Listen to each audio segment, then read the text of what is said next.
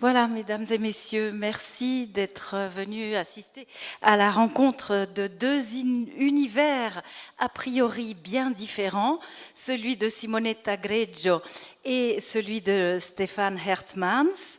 Mais comme vous allez le voir, il y a pas mal de points communs entre les deux univers que représentent leurs livres, à savoir Bellissima pour Simonetta Greggio, qui est publié chez Stock, et Le cœur converti qu'on trouve chez Gallimard de Stefan Hertmans, qu'on trouve chez Gallimard en collection Folio notamment. Alors, cette rencontre, dissipons tout de suite un malentendu, si vous êtes d'accord. Cette rencontre s'appelle Les Belles Histoires, avec petit h, de l'histoire avec grand H. À mon avis, belle, ça demande à être qualifié comme qualificatif, justement, nuancé. En tout cas, l'histoire est très présente. Et par contre, la beauté dans ces tragédies que vous racontez d'une manière ou d'une autre, chacun d'entre vous, la beauté serait peut-être dans des gestes humains manifestés ici ou là par un des personnages qu'on croise dans vos livres. Est-ce que vous seriez d'accord avec ce côté de beauté, Simonetta ? Oui, je pense que de toute façon, bonjour. D'abord, bonjour parce que je suis très heureuse. C'est une salle magnifique et voilà, ça fait super plaisir. Alors oui, la beauté y est de toute façon, même dans les tragédies, parce qu'il suffit de lever la tête vers le ciel et de regarder les étoiles, ou de marcher sur l'herbe pieds nus, et on retrouve cette beauté. Et je voulais d'abord dire quelque chose, parce que je suis très heureuse d'être avec Stefan Hertmans aujourd'hui, et j'ai trouvé son livre vraiment magnifique. Et cette beauté-là, justement, on la retrouve dans son livre. À chaque page, pourtant, c'est vrai, comme vous dites, c'est une douleur, c'est une souffrance, c'est une épopée. Et en même temps, cette beauté est là, à toutes les pages. Une poésie qui n'est pas un lyrisme exacerbé, mais qui est juste, voilà, cette justesse qu'on a quand on est dans la vie et qu'on souffre et que pourtant la vie est belle. Stefan Hertmans. Bonjour. C'est un peu gênant, mais je dois dire la même chose. J'ai admiré énormément votre livre, votre écriture, votre façon de construire. Et même dans les petits chapitres que vous mettez si bien coincés, il y a toujours quelque chose qui prend le lecteur par la gorge et on est ému. Et je crois que même dans une scène qui témoigne de beaucoup de douleur ou de souffrance, la façon dont c'est raconté nous donne quand même une sensation de beauté. Et je crois que c'est là qu'entre, comme vous dites bien, la référence à la tragédie, qu'on a un sentiment de beauté, d'un certain effet esthétique, tandis qu'on est en train de subir une souffrance. C'est ça le merveille de l'art, je crois bien, et l'ambiguïté de l'art. Voilà, donc pour le titre des belles histoires dans l'histoire, pour résumer rapidement vos livres respectifs, Simonetta Greggio et Bellissima, qui est votre 14e publication, si j'ai tout bien compté, y compris les nouvelles, un roman qui s'inscrit dans ce que vous appelez votre autobiographie de l'Italie, c'est-à-dire un mélange très harmonieux d'intime et de politique, de liens familiaux aussi, qui rappelle, s'il le fallait, qu'un auteur n'est pas une personne hors sol. Dans Bellissima, il y a deux figures masculines redoutables. En fait, il y en a plusieurs, mais on va s'arrêter sur ces deux-là brièvement. Le père et Mussolini. Alors, la ressemblance n'est pas forcément, d'autant que le père de la narratrice semble être un très bel homme. Donc là s'arrête la ressemblance, mais l'usage de la violence à des échelles différentes, c'est le lien entre eux, j'imagine. Mussolini était un prédateur sexuel, chose que mon père n'était pas. Mussolini n'avait plus un cheveu sur le caillou. Mon père avait une espèce de perruque sauvage. Mais il il y a quelque chose d'étrange chez ces deux hommes. Mussolini, j'ai fait une grande traversée pour France Culture cet été sur la figure de Mussolini. Et ça a été passionnant pour moi de voir à quel point cet homme était un opportuniste. Alors Antonio Scurati, qui a écrit 3 livres sur Mussolini, gros comme ça, qui s'appelle Le Fils du siècle, L'homme de la Providence, etc., dit de lui que c'était un homme sans idée, que c'était un homme sans direction, que c'était un homme d'abord dans l'opportunisme de son pouvoir précis, spécial, à un moment donné. C'est-à-dire qu'il pouvait changer totalement d'idée du jour au lendemain, pourvu que ça lui serve. Et cet opportunisme politique l'a porté quand même à être le premier dictateur d'Europe. Le fascisme a été réellement inventé en Italie. Alors pour moi, qui suis la fille de mon père a été investi, on peut dire, par ce fascisme. Est-ce qu'il était fasciste lui-même? Je n'en sais rien. En tout cas, on va en parler tout à l'heure, on va développer tout ça. Je pense qu'il a été lui-même le fruit, le produit, et en même temps l'objet sacrificiel du patriarcat. Voilà, on y reviendra tout à l'heure. Alors, résumons maintenant Le cœur converti, votre livre qui est sorti en français en 2018, Stéphane Hermans, et qui précède un texte plus récent sur lequel on reviendra, j'aimerais bien, qui s'appelle Antigone à Molenbeek, qui était un livre alors sur le refus de sépulture aux djihadistes que ont opposé certains maires de France à la famille de ces terroristes, comme on dirait. Alors, précisez peut-être que, outre vos 8 romans, dont Guerre et Térébenthine, qui vous a valu vraiment une série de grands prix littéraires, vous avez publié des essais, du théâtre et de la poésie, en tout plus d'une 40aine d'ouvrages, je crois. Brièvement, Le cœur converti, c'est pas du tout la même époque historique que celle qu'on trouve dans le livre de Simonetta Greggio. Ça se situe à la fin du XIe siècle. On voit une jeune femme chrétienne, Vigdis, fille d'un père normand, descendant de vikings, tomber amoureuse d'un juif, fils du rabbin de Narbonne, et donc se convertir par amour et devoir fuir sa famille et sa ville de Rouen, puisque il était inconcevable de se convertir pour une chrétienne. Donc, vous décrivez en fait le voyage, l'exil de ce couple. Je ne veux pas en dire trop, mais simplement préciser que ce personnage vous a été dicté par le lieu où vous habitez régulièrement, Monieux, dans les Alpes de Haute-Provence. Vous pouvez nous dire le déclic ? Oui. Monieux ne se trouve pas dans les Hautes-Alpes, c'est le sud-est du Mont Ventoux. Il y a une autre plaine là qui commence du côté du Mont Ventoux et qui continue jusqu'au Luberon. Il y a encore des endroits qui sont tellement déserts que vous n'avez pas de contact pour votre portable. Ça veut dire qu'on tombe là sur encore une sorte de vie que moi et mon épouse on a découvert il y a 30 ans, qui nous rapproche de la terre, des traditions, d'une atmosphère, d'une façon de vivre que dans mon pays, la Belgique et surtout la Flandre, je suis flamand, où on vit en fait dans une sorte de banlieue horrible de 200 ou 300 kilomètres qui ne s'arrête pas, où il y a presque plus de paysage original, etc., m'a d'abord plongé vraiment dans une aventure du lieu. Et c'est à cause du fait que j'avais entendu parler déjà dans le village qu'il y avait une histoire d'un trésor. C'est ça qui attire les gens. Il y avait question d'un trésor du Moyen-Âge. Et ce trésor, évidemment, je pense qu'il n'existe pas, ou peut-être il s'agit des paraphernalia de la synagogue détruite. Mais de temps en temps, il y a quelqu'un du journal Le Provence ou le Vaucluse qui vient voir s'il y a encore de l'or quelque part dans les rochers.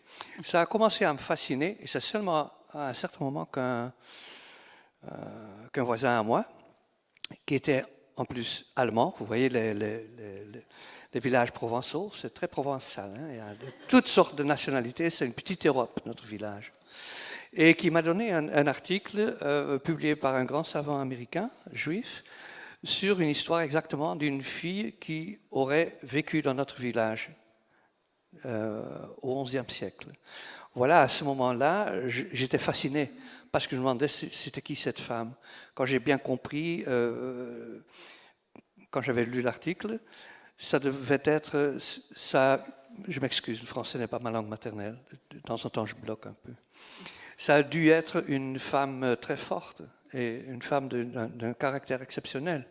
En plus, une femme de haute rangée qui s'aventure en fait dans le néant, dans une sorte de gouffre. Elle change de planète, elle change de religion, elle change de calendrier, elle change de tout. D'identité. Et voilà. Et elle a vécu dans mon village pendant 6 ans avant que les croisés ont passé. Voilà. Et à ce moment-là, je me suis dit, parce que dans votre introduction, vous avez déjà fait référence à Antigone, je me suis dit, voilà encore une Antigone. Oui. Pour moi, une Antigone, c'est une femme qui dit non au sort que le monde patriarcal lui oblige de suivre. Et au moment que la femme qui est forte dit non, elle va rencontrer son sort et elle va payer. Et c'est la tragédie. Et voilà que je me suis rendu compte de l'importance de l'histoire. Alors, il y a tous les deux, dans vos 2 livres, vous avez tous les deux une démarche d'enquêteur. Et je me disais, c'est l'occasion peut-être de féliciter les organisatrices de ce festival. Il y a toujours un fil rouge. Et Javier Cercas, le président, lui aussi fait une enquête policière. C'est quelqu'un qui enquête sur le passé de l'Espagne. Et on retrouve ça dans vos 2 livres. Je reste avec vous, Stéphane Hermans, pour qu'on comprenne bien que cette histoire de Vigdis, qui avait un autre nom d'ailleurs à partir du moment où elle a épousé son mari juif, je vous laisse le donner peut-être son... C'est Hamoutal. Je l'ai trouvé dans des vieux documents. Et Hamoutal veut dire la chaleur de la rosée. C'est formidable. Ouais.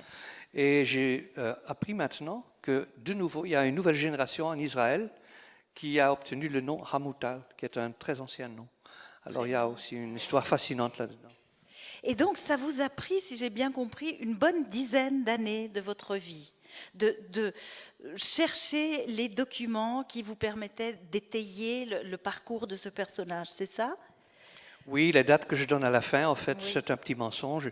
Je donne la date de l'année où on a découvert la maison, où on a acheté la maison, ce qui était...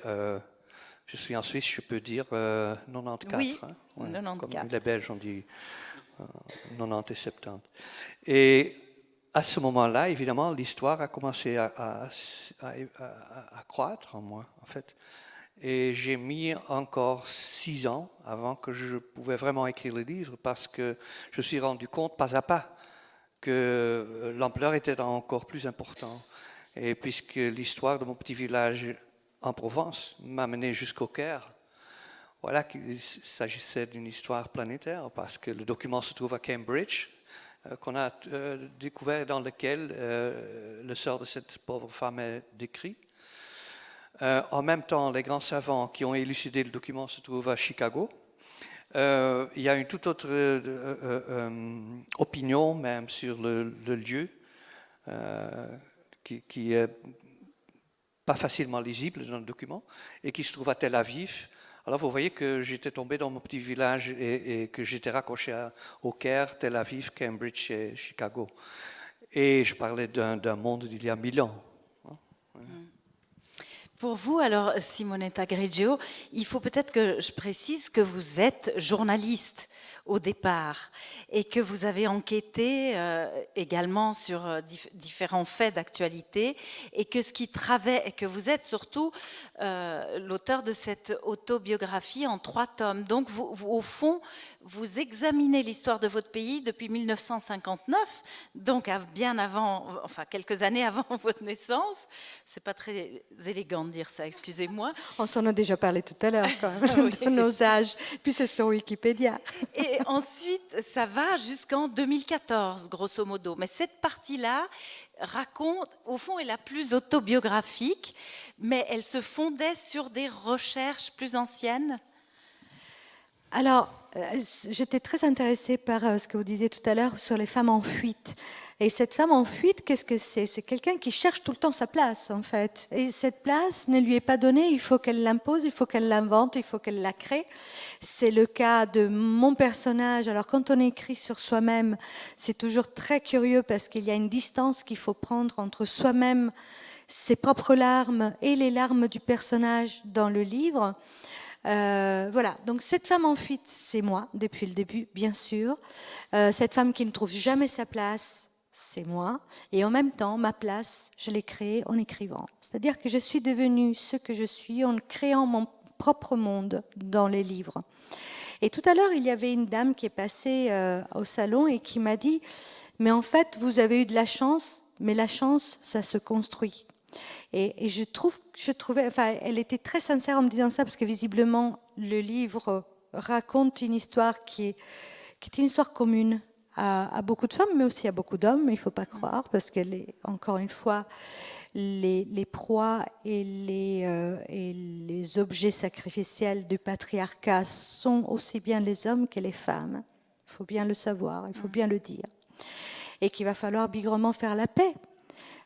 Si on veut avancer, parce que ce n'est pas aux femmes d'avancer toutes seules et ce n'est pas aux hommes de rester en arrière ou d'avancer de leur côté. Il va falloir vraiment qu'on se donne la main.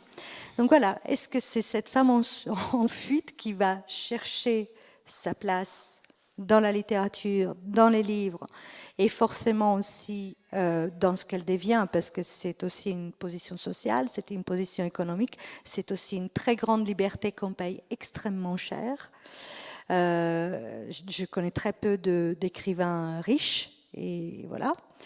On ne devient pas écrivain pour être riche, on devient écrivain pour créer une liberté. Alors, ai-je bien répondu? Il y a tellement d'entrées dans votre question que de toute façon, on a encore un peu de temps. On va y revenir. Je voudrais lister au fond les points communs entre vos deux livres, qui, vous l'avez compris, sont très différents, qui sont séparés par 10 siècles d'histoire, le 11e siècle et le 20e, 21e, au fond. Et il y a un phénomène, puisqu'on parlait du patriarcat, qui est celui du viol. Alors, c'est très frappant dans ce que vit Vigdis, cette jeune chrétienne convertie, cette prosélyte, comme vous le dites, Stefan Hertmans, et ça paraît tout naturel, pour dire les choses. Elle va être violée parce que tout le monde, enfin tous les hommes qui se déplacent violent ce qu'ils ont sous la main, pratiquement. Je pense que ce n'était pas entièrement de cette façon, parce que c'était une dame de haut rangée d'abord. Oui. Elle avait l'argent de prendre un bateau sur lequel elle avait quand même un peu de protection. Mais évidemment, au fur et à mesure, elle perd son sentiment d'identité. Elle perd son ego, en fait. Et c'est au moment qu'elle est abusée par ce Embriachi, qu'elle sent à certains moments qu'il la pénètre, mais c'est au moment qu'elle a perdu son 3e enfant. Et à ce moment-là, elle n'a plus de résistance. Et le moment que j'ai écrit cette scène, qui est toujours très dure à écrire, la violence sexuelle, c'est tellement répugnant que ça vous colle. Hein.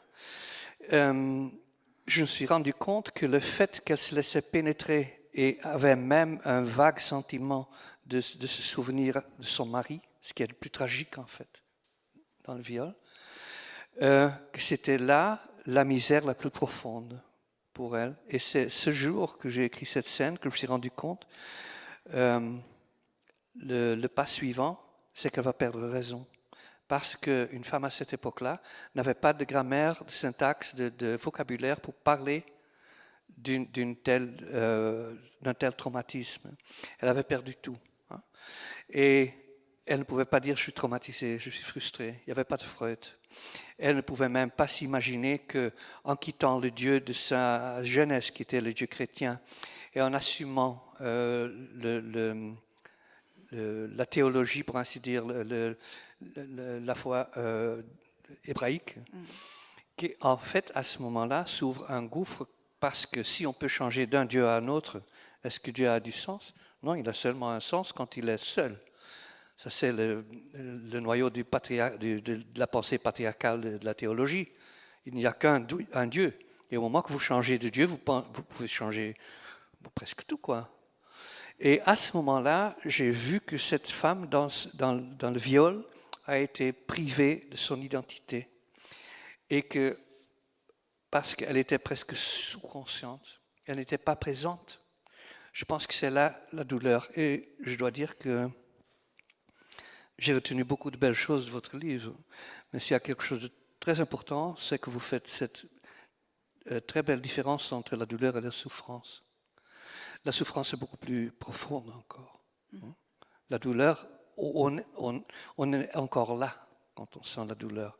Mais la souffrance, c'est tellement vague, c'est tellement quelque chose qui peut ronger quelqu'un sans qu'il s'en rende compte même. Et voilà que dans cette scène exactement, j'ai trouvé le point de capiton, pour ainsi dire, pour décrire qu'elle entrait dans une souffrance sans limite. Cette idée de quitter son corps, on la retrouve aussi dans une description que vous faites, Simonetta Greggio, mais ce qui m'a frappé, qui est une révélation, plus ou moins, c'est ce que vous expliquez du madamato que pratiquaient les soldats italiens. Je voudrais que vous le décriviez. J'ai trouvé un jour dans les archives familiales une photo de mon grand-père que j'adorais, parce que maintenant il est parti. Il était en Abyssinie avec une petite fille qui devait avoir peut-être 12 ans, 11 ou 12 ans. C'était vraiment une toute petite fille. Et j'ai jamais, évidemment, demandé à mon grand-père ce qu'il en était. Mais en étudiant un peu cette période historique, j'ai vu que les hommes italiens qui allaient en Abyssinie, qui allaient en Somalie, en Éthiopie, avaient le droit de prendre des épouses très très jeunes qui lui auraient été plus ou moins vendues par les pères. Et ils achetaient en même temps un mulet quand la fille était peut-être un peu disgracieuse pour le même prix. Et évidemment, il y a une forme de mariage qui s'installe, mais un mariage clandestin, sauvage, qui n'était pas reconnu, bien évidemment. Mais de ces mariages clandestins naissaient des enfants qui ensuite ont été abandonnés. Il y a un très beau livre de Francesca Melandri qui parle de ça. Francesca Melandri a écrit vraiment quelque chose qui s'est traduit en français, c'est chez Gallimard, je crois. C'est magnifique et ça parle exactement de ça. Et à quel point ce viol autorisé, finalement, produit dans les temps des sacrifices et des souffrances qui perdurent. Pourquoi je dis ça? Parce que encore avant-hier, j'étais chez ma maman qui me disait, mais enfin, il y en a marre. Tu ne parles que des temps anciens, tu ne parles que de Mussolini, de viol, de violence patriarcale, tout ça. Il faut regarder devant soi. Mais je dis, mais maman, on est, toi et moi, les produits de ça. On est, toi et moi, des femmes qui avons dû trouver des moyens de survivre ou de vivre autrement. Pourquoi veux-tu qu'on fasse semblant? Pourquoi veux-tu qu'on nie ce qu'on a vécu? Et alors, elle s'est beaucoup fâchée. Elle a pris son téléphone, elle l'a jeté par terre. Elle a pris un fauteuil, elle l'a jeté contre le mur. Elle a dit, j'en ai marre, ça ne produit que de la souffrance. Et ça m'a complètement décontenancée parce que c'est à la fois nier mon travail et nier aussi le fait que c'est par elle que ce travail est venu. C'est-à-dire que si je suis aujourd'hui ce que je suis, c'est parce que ma mère m'a autorisée à devenir celle que je suis. Et donc j'ai parlé aussi pour elle. Et ce livre, Bellissima, c'est un livre pour elle. Donc c'est pas par hasard que cette violence est arrivée. Mais voilà, c'est un travail de tous les jours, c'est un travail difficile, c'est un travail courageux, c'est un travail parfois selfish, c'est un travail un peu égoïste qu'on fait pour survivre. Mais on survit au viol, bien sûr qu'on survit. Bien sûr qu'on n'est pas forcément anéanti, mais on devient différent à jamais. Vous êtes définitivement, non pas défiguré, mais peut-être figuré. C'est à vous de trouver la voie et votre visage après ça.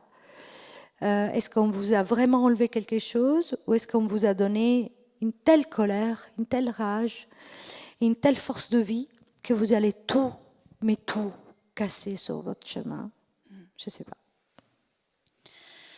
À part le viol, il y a la religion et ces dérives et ces extrêmes qui sont présents à titre divers dans vos deux livres. Et si je citais Antigone à Molenbeek, c'est justement parce que vous prenez le temps, Stéphane Hertmans, de placer les choses sur le temps long, dans une longue perspective. Vous le faites puisque vous citez Antigone, celle qui va se réclamer de droits divins, de lois divines pour braver l'ordre politique au fond. Et ici, vous parlez d'une femme qui choisit sa religion et qui brave encore une fois la politique, au fond l'ordre établi, mais surtout vous montrez au fond, vous rappelez que les croisades c'était le djihad à l'envers. Absolument, et j'ai eu une critique, je crois que c'était au Danemark, d'un professeur chrétien qui était enragé parce que j'ai osé de dire que c'était des djihadistes chrétiens. Tandis qu'il ne faut lire que le livre d'Amin Malouf, les croisades racontées par les Arabes, et vous allez comprendre ce qu'ils ont détruit. Oui. C'est eux, en fait, qui ont entamé toute cette histoire, cette estafette de revanche et de haine. Évidemment, les morts, comme on les appelait à l'époque, étaient aussi à la conquête de l'Espagne, etc. Mais c'était différent. Et certainement, la cohabitation des juifs et des musulmans était très paisible. Et elle est toujours dans les souks au Maroc. Il y a toujours des petites boutiques, des savants juifs dans tous les souks du monde arabe. Mais on ne le sait pas, nous. Tandis que la grande opposition entre la culture juive et la culture chrétienne a été créée. Et il y a beaucoup de gens qui sont encore très étonnés quand je leur dis, écoutez, les origines de la culture française ne sont pas chrétiennes. La France chrétienne a été devancée de 3 ou 4 siècles par la France juive parce qu'ils sont venus avec les armées des Romains. Et quand je me suis plongé dans cette histoire de Rouen, par exemple, parce que ma théorie est que ma petite réfugiée, ma petite prosélyte venait de Rouen, qu'à Rouen, à ce moment-là, il y avait presque 50% des patriciens, on ne peut pas encore parler des bourgeois, hein, c'est des patriciens qui étaient juifs, les autres étaient danois, c'était les vikings, hein, à cette époque-là. Alors on parle d'une Europe multiculturelle d'il y a 1000 ans, et dans ce monde, cette fille change, comme je dis déjà, elle change de planète, pour ainsi dire. Comment se comporter dans un monde qui ne supporte pas. En même temps, j'ai fait beaucoup de découvertes. Par exemple, qu'en Égypte, à ce moment-là, les Juifs étaient de très étrangers. C'était les Fatimides qui étaient très culturels. Et c'est cette société qui a été détruite par les croisés. Quand la ville qui précède le Caire, c'est Fustat, hein, venait voir les croisés de la deuxième croisade. Ils ont mis le feu à leur propre ville. Et les témoins écrivent dans les vieux documents que les grands savants et les grands notables de cette époque-là étaient dans la plaine du Nil en pleurant leur ville, mais plutôt brûler leur propre ville que de tomber victime aux croisés. Vous comprenez ce que ça veut dire? Et c'est justement après ces catastrophes qu'on a fondé le Caire. Si on plonge dans ces histoires-là, on obtient une toute autre lecture. Voilà, une vision de toute cette éternelle polémique. Hein? Une chose que je voudrais découvrir avec vous, c'est cette Genitsa, parce que je trouve que c'est une magnifique métaphore de l'écriture. Voilà, expliquez-nous ce que c'est, quoi. C'est quelque chose pour garder le souvenir. Je pense que vous pouvez en parler aussi bien, hein, de Genitsa. Plutôt que moi. Bon, la Genitsa est un endroit dans une synagogue à l'arrière-mur, pour ainsi dire. Il y a une sorte de creux où on jette tous les documents sur lesquels est noté les 4 lettres sacrées, saintes, qui sont les lettres de Yahvé, parce que même le nom de Yahvé, pour les Juifs, ne peut pas être prononcé. Il faut dire Adonai, le Seigneur. Ça veut dire que chaque petit morceau de papier ou un document sur lequel on a noté YHWH ne peut pas être détruit. Il doit être redonné à Dieu, rendu à Dieu. parce qu'on ne peut pas souiller un document sur lequel se trouve le nom sacré. Ceci dit, dans toutes les synagogues du monde, on a de temps en temps, normalement après 100 ans, je crois, on rangeait un peu et on vidait les Guénizas. Seulement, les rabbins du Guéniza Ben Ezra au Caire ont été un peu paresseux. On a retrouvé encore des documents d'avant de la destruction du temple en 70. Il y a un document qui date de 500 ans avant Jésus-Christ. Alors pour le monde juif et notre compréhension du monde juif, certainement au Moyen-Âge aussi bien, c'est un des trouvailles les plus importantes. Plus important, je crois, que les rouleaux de la mer morte. C'est plus important. Il est conservé où, ce document? Pardon? Où est-ce qu'il est conservé? Le document se trouve, c'est une belle histoire, si vous me donnez encore une minute pour expliquer. C'était un grand savant, Solomon Schechter, qui s'est intéressé à la chose. Parce qu'à un certain moment, il y avait 2 dames britanniques qui viennent lui demander ce qu'ils avaient reçu dans la synagogue Ben Ezra au Caire, 2 documents qu'ils avaient achetés pour un petit bakshis. Et il demande à M. Solomon Schechter, « Can you read this? What is on my snap of paper? » Et il dit, « Mais où est-ce que vous avez trouvé ça? C'est un poème de Yehuda Ben Halevi qu'on ne connaît pas. »« Oh, we bought it for a bakshis in the synagogue of Cairo. » Il demande, « Est-ce que vous avez encore quelque chose de pareil? » Eh bien oui, ils avaient des choses pareilles. Ils avaient encore une page de grands savants de Cordoba, de Maïmonide. Et la troisième, c'était encore un document qui était encore plus ancien. Et à ce moment-là, il s'est dit, je m'y rends. Il est venu là, et il a vu que les rabbins faisaient un petit commerce avec tous ces documents, et il a dit, cut the crap, on arrête ici. Et moi, j'achète tout avec les fonds, les finances de l'université de Cambridge. Ça veut dire que le document se trouve maintenant au Cambridge. Et je dois vous dire que le moment que j'ai tenu ce document entre mes mains, le seul document, le seul objet qu'elle a tenu sur son corps, cette femme que j'ai dû m'imaginer et dans laquelle j'étais entré dans une intimité imaginaire. Oui. Vous étiez un peu amoureux d'elle, j'étais pour ainsi dire amoureux d'elle. Habité, en tout cas, habité par elle. Et avoir ce document dans mes mains, c'était vraiment formidable pour moi. C'était très fort. Ouais.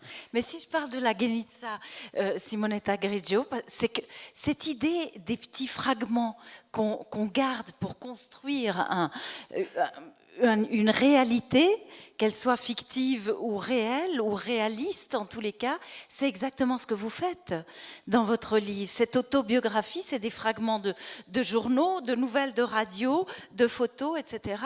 Oui, et puis il y a aussi le fait que quand j'étais jeune fille, petite fille et puis jeune fille, avant de partir de chez moi, j'avais un journal intime.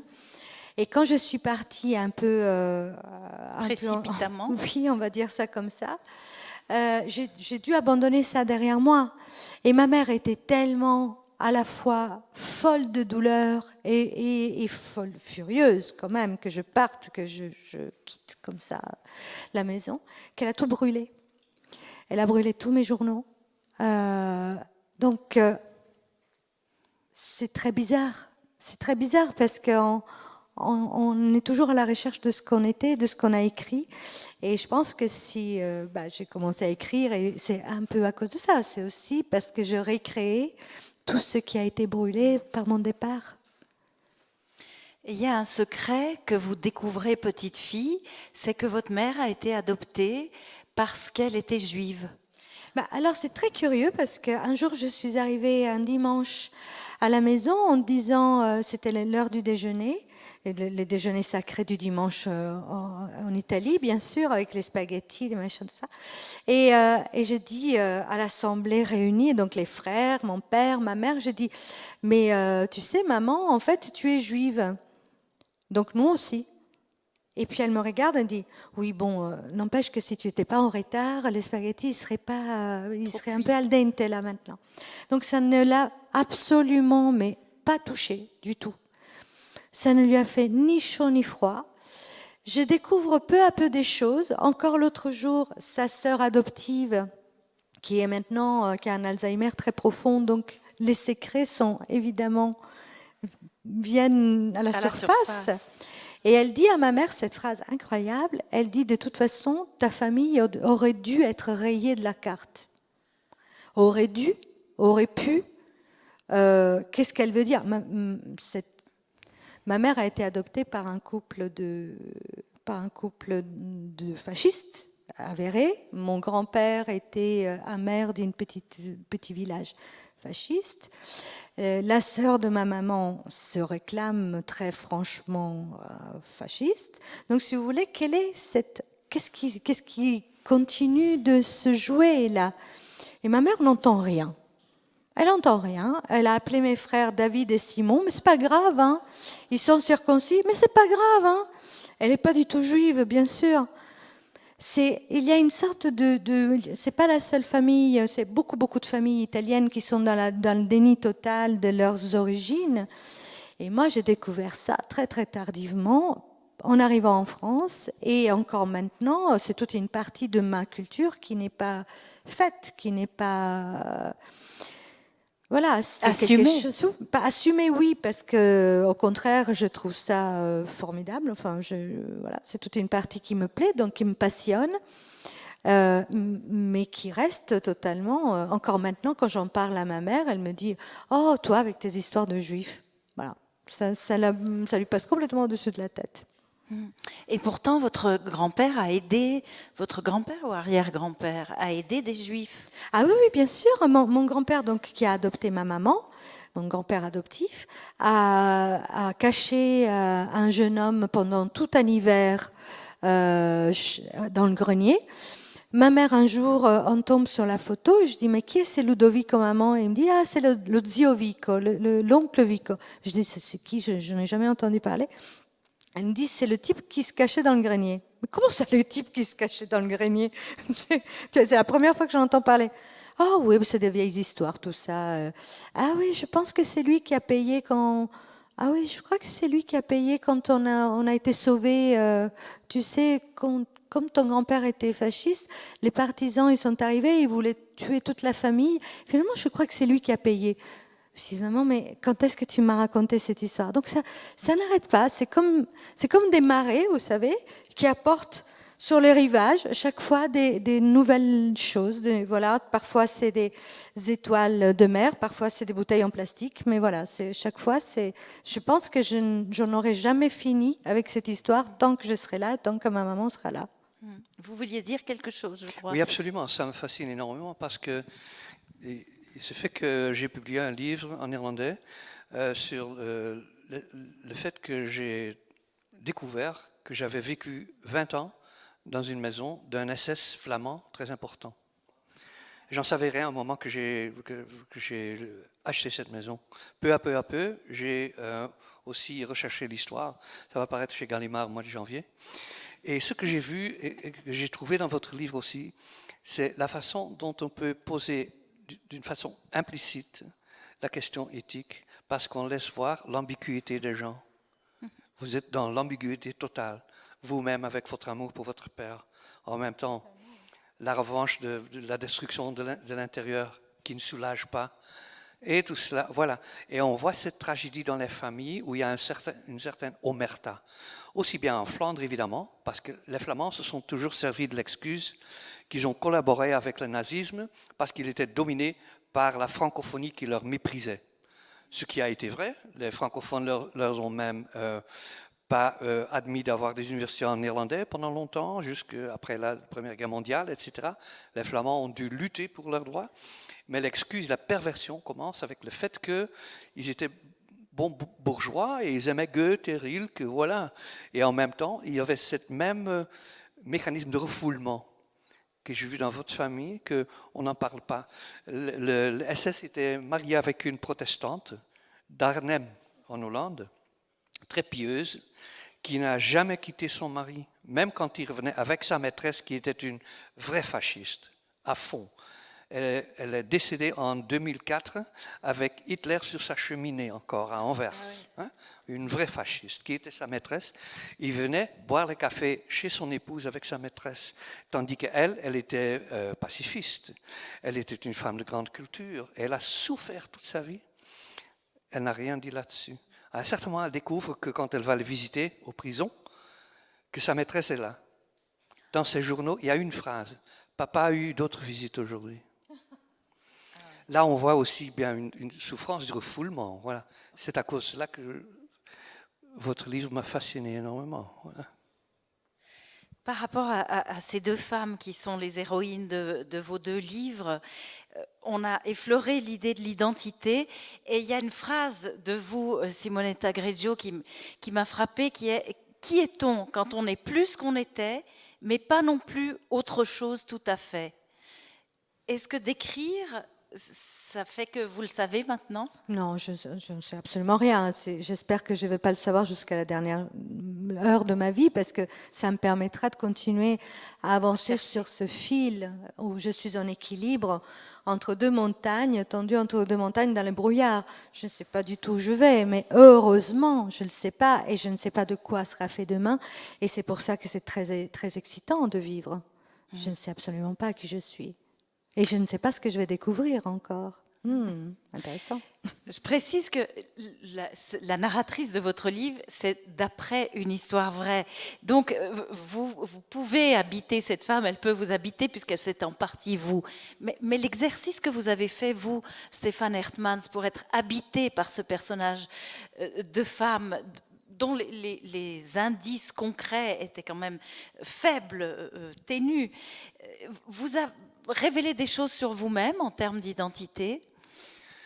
Oui, évidemment, parce qu'il ne s'agit pas d'un témoignage qu'on tourne en personnage comme vous l'avez fait, mais on se trouve devant une grande histoire qui normalement aboutit dans un livre historique genre Margit Yourcenar, en allemand Thomas Mann, etc. Voilà.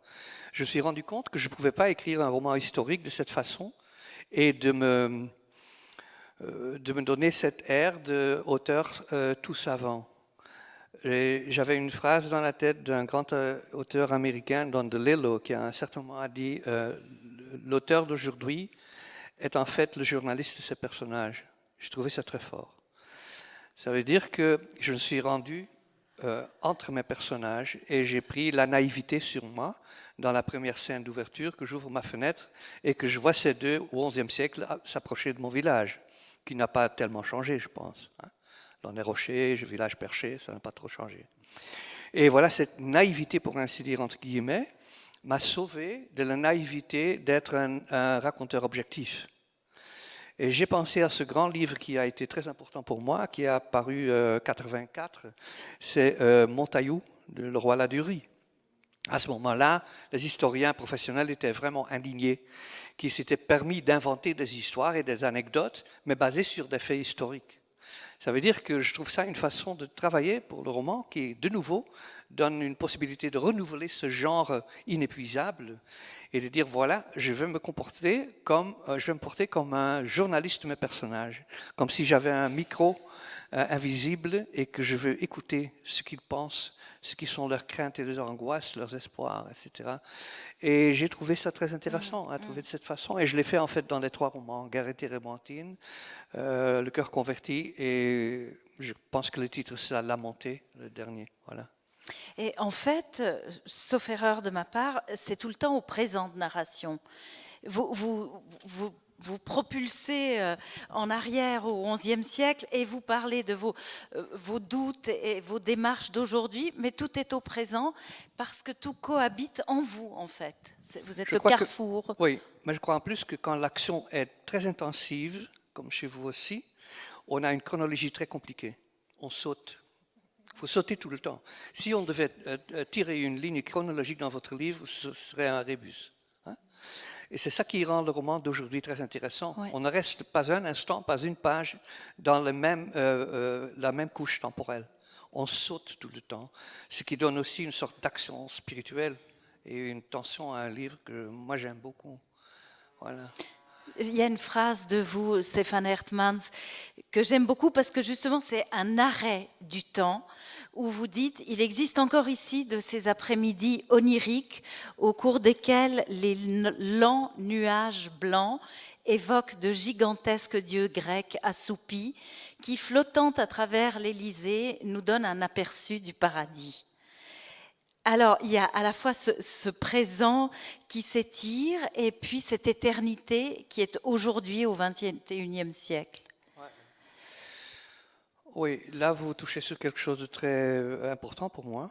C'est que étant quelqu'un qui se nomme lui-même post-catholique, j'ai été éduqué avec le catholicisme. J'ai perdu la foi parce que j'ai fait la gaffe d'étudier la philosophie et puis on perd la foi. Voilà.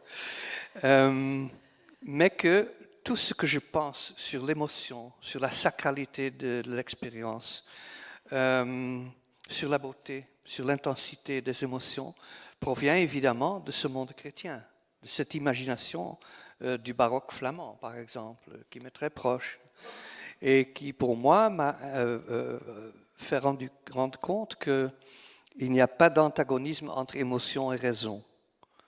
C'est juste à l'envers. C'est quand vous avez beaucoup d'émotions très intenses que votre lucidité monte aussi bien. Elle va peut-être vous faire égarer, ça se peut bien.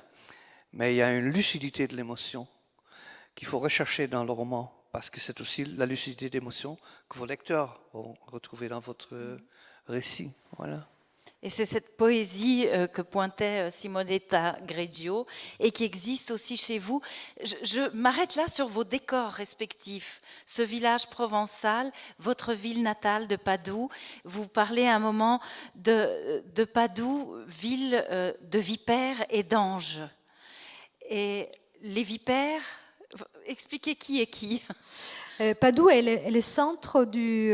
donc Padoue, pour vous situer, c'est tout à côté de Venise. C'est la dernière ville avant Venise. Hein, c'est une ville vénitienne plutôt. Une petite ville absolument ravissante, pour ceux qui ne connaissent pas, où il y a les Giotto, où il y a les Mantegna, où il y a le Prato della Valle, il y a le Saint-Antoine, donc de Padoue, qui n'était pas de Padoue, mais qui était de Lisbonne, mais peu importe.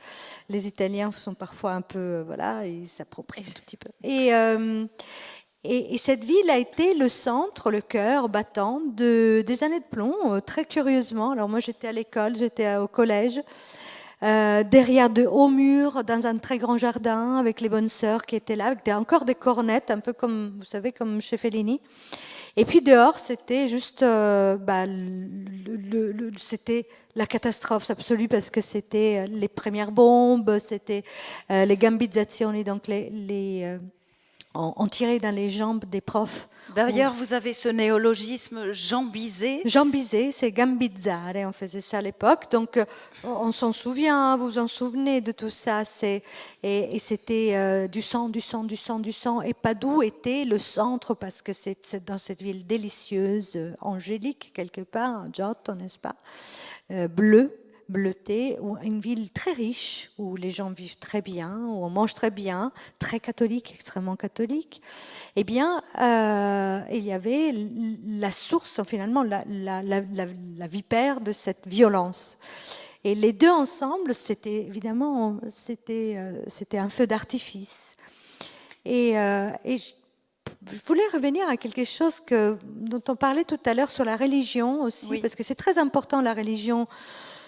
Pour c'était une chape, hein, il fallait faire comme si de rien n'était dans cette ville si bourgeoise, si riche, si catholique. Moi, quand je suis partie de chez moi, j'ai été obligée de me marier, parce que sinon mon père ne voulait pas que je revoie mes frères. Chose que j'ai faite. Il se trouve que, comme la malchance s'appelle la malchance, je me suis mariée avec un pédophile. Parfait, c'est voilà. Et j'ai demandé immédiatement une annulation de mariage, puisque quand vous êtes marié en Italie à l'église, religieusement, à l'église, c'est pas comme en France. On peut avoir une annulation. Donc c'est comme si finalement tout ce que vous avez vécu n'existait plus. Voilà, l'Église est formidable, c'est des miracles comme ça. C'est les indulgences dont n'est-ce pas? Et j'ai trouvé ça formidable, parce j'ai donc obtenu une annulation de mariage, mieux que Grèce de Monaco, n'est-ce pas?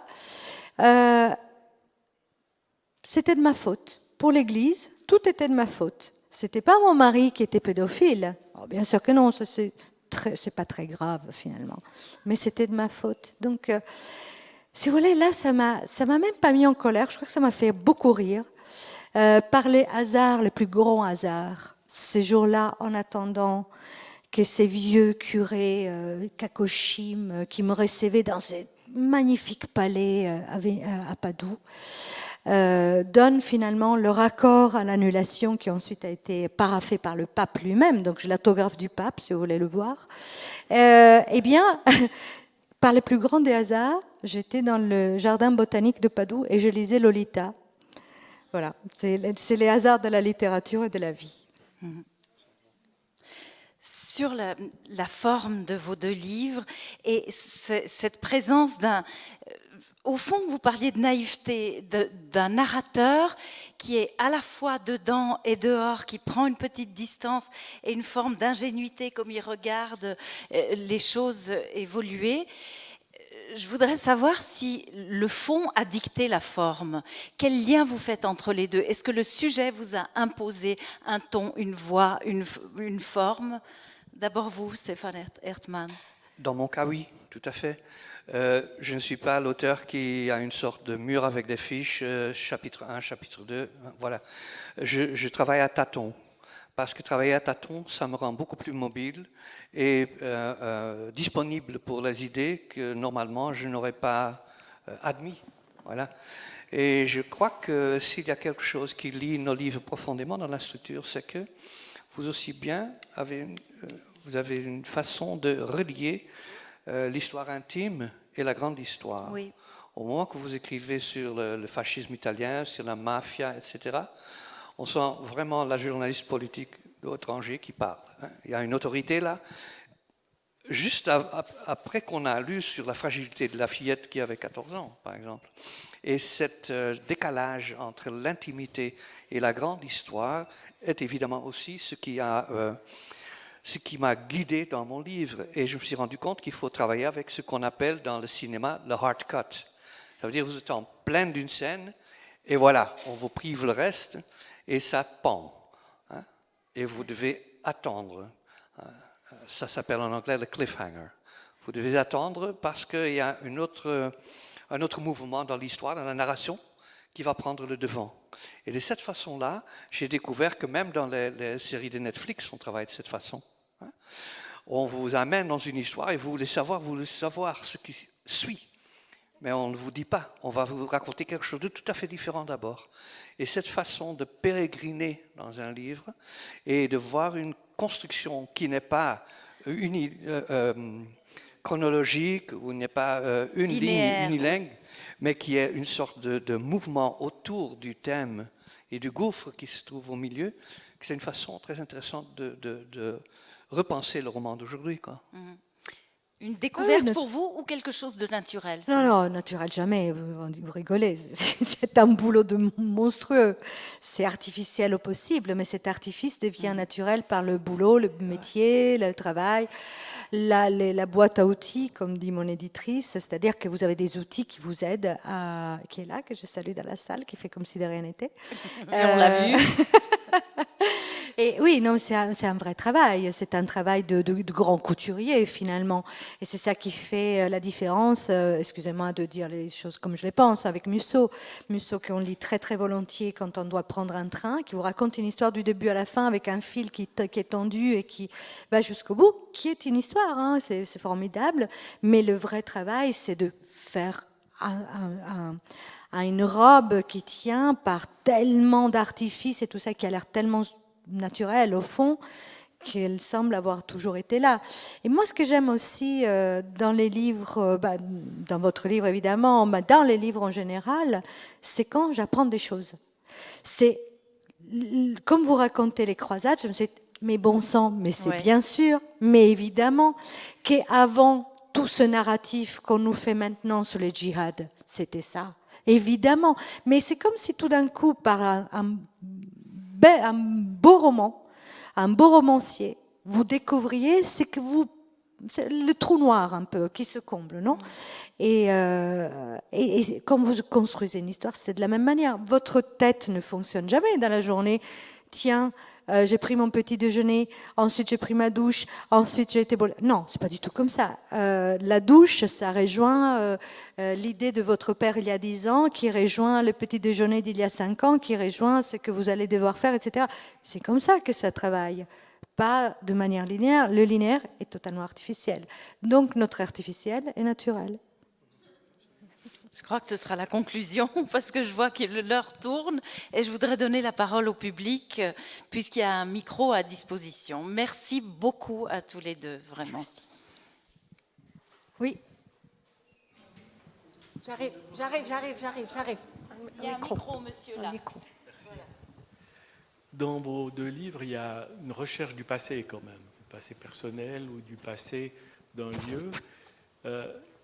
J'ose parler d'une expérience personnelle, il y a une façon de faire qui est assez extraordinaire dans la recherche du passé, c'est de faire analyser ses gènes, comme vous savez.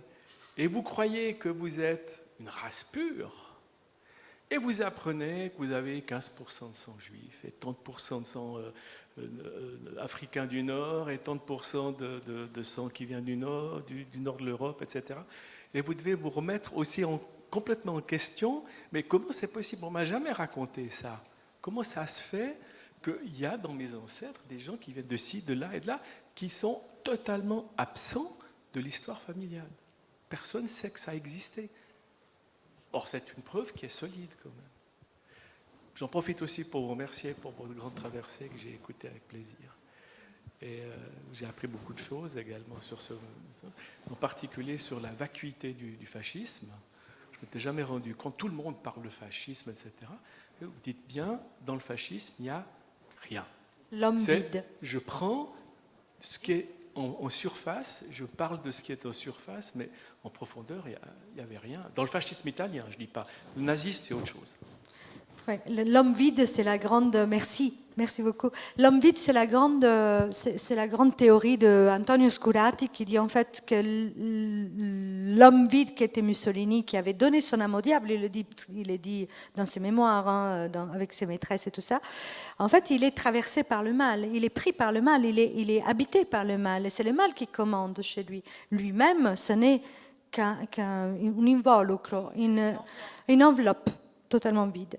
Donc, quand il s'écroule, à la fin, quand il est pris en main par les nazis qui avaient autre chose dans le ventre que le fascisme, eh bien, il est désespéré. Il dit, mais en fait, je suis un crétin, j'ai rien compris, je me suis complètement fait avoir. Au départ, Hitler était fou amoureux de Mussolini. Il avait sa photo, il avait son buste et tout ça. Hitler, petit, moche, chétif, mal habillé, et Mussolini qui passait par le bel homme voilà, de l'époque. Au départ, c'était pas un homme laid d'ailleurs, il avait une certaine prestance. D'ailleurs, c'était un gigolo. C'est génial ça. C'est quand même Mussolini gigolo, il faut l'inventer. Non, ça existe. Cet homme est arrivé par les femmes. Il n'avait pas un centime sur lui. Et c'est en couchant qu'il est devenu Mussolini. C'est à mourir quand même, de rire. Voilà, donc quand vous avez des fascistes en face de vous, comme ils connaissent, ils sont ignorants, comme c'est pas possible, vous leur dites ça, que c'était un gigolo, entre autres. Ça va les calmer. Comment? Pourquoi c'est dangereux? Ah bah oui, non mais des coups de poing dans la figure, on s'en prend, il faut juste répondre, enfin esquiver. Merci. D'autres questions peut-être? Madame.